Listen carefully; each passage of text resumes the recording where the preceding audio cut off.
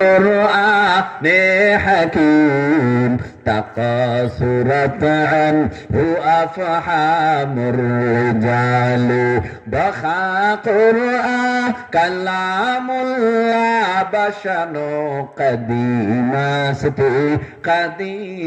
ستي نينو ইন্না নাহনু নাযালনা যিকরা ওয়া ইন্না লাহু লাহাফিজুন। আল্লাহ বলেন নিশ্চয়ই কোরআন নাজিল করেছি আমি আল্লাহ, আর এই কোরআনের হেফাজতের জিম্মাদারিও নিলাম আমি আল্লাহ। জোরে কোন সুবহানাল্লাহ।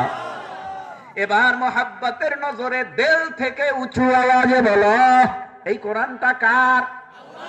আরো জোরে বলেন। 1450 বছর এই কোরআনটারে হেফাজত করেছে কে? কিয়ামত পর্যন্ত কোরআনকে হেফাজত করবে কে? আল্লাহ পাক রব্বুল আলামিনের কোরআন নাজিল হওয়ার পর আবু জাহেল কোরআনের আলো নিভায় দেওয়ার ষড়যন্ত্রে লিপ্ত হয়েছিল। কোরআনের আলো নিভাইতে পারে নাই, আবু জাহেল নিভে গেল। সাহেবা ওকবা আবু লাহাব নিভে গেছে।